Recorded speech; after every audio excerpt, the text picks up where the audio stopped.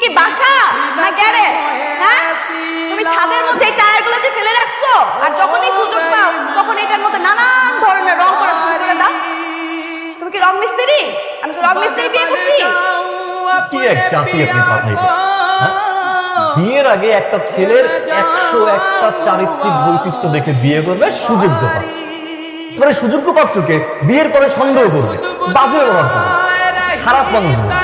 এই খারাপ মানুষটা যখন কিছুদিন পরে মারা যাবে তখন তার ছবিটা দেয়ালে টানিয়ে রাখবে আর সারা জীবন শ্রদ্ধা করবে, কান্নাকাটি করবে, বেঁচে থাকতে পারছে। কি এক আজব।